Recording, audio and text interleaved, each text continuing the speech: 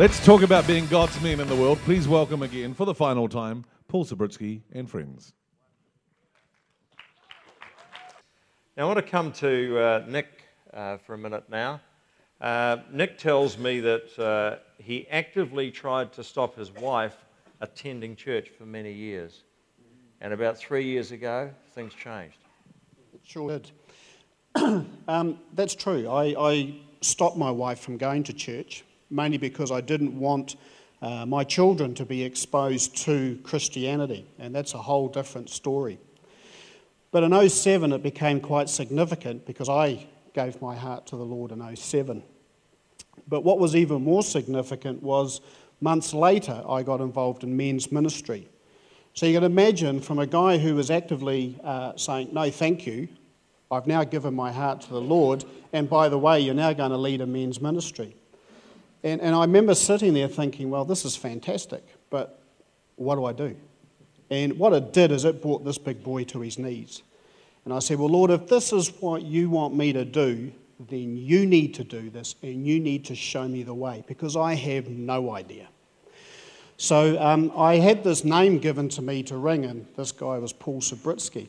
And I said, look, I've got to start up a men's ministry. I need something because I have no idea what I'm doing.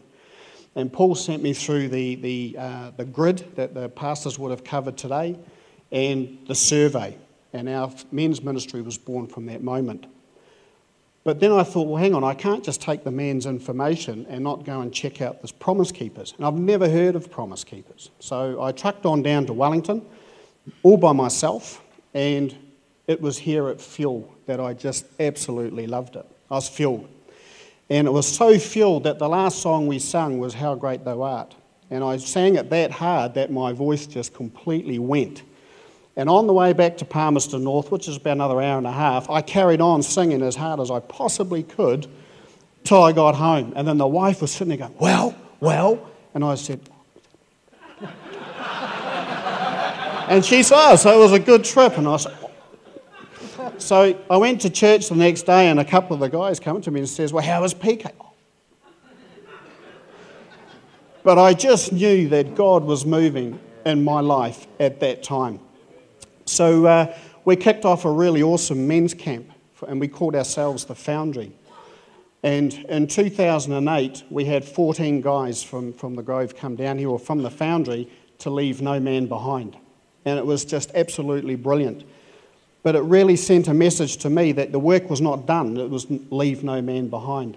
And I can remember coming up for that final altar call right at the end, and Pete prayed for me. And I was getting a bit worried going there because I thought, I'm going to go to this queue. I don't really want this guy Pete he's a pretty big guy.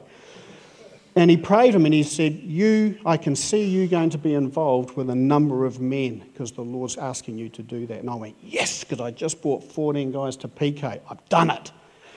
And well, I went back and we had a great time. The Foundry really grew from that point.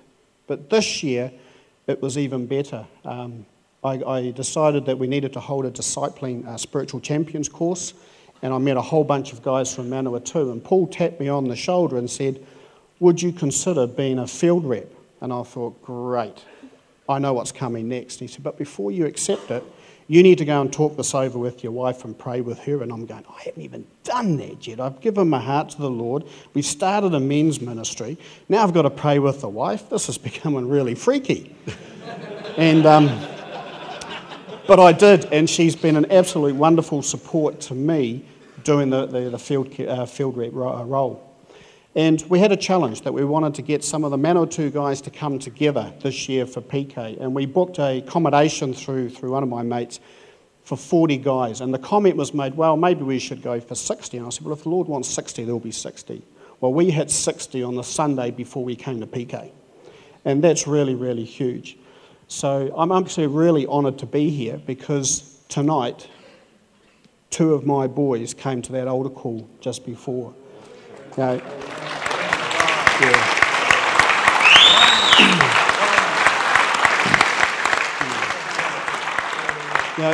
And when I think that 3 years ago I was the biggest pain in the backside to stop my boys from even hearing the word, to witnessing them on an altar call tonight, the Lord can't give me any more than that because they're my boys. So that's the way it is. Thank you.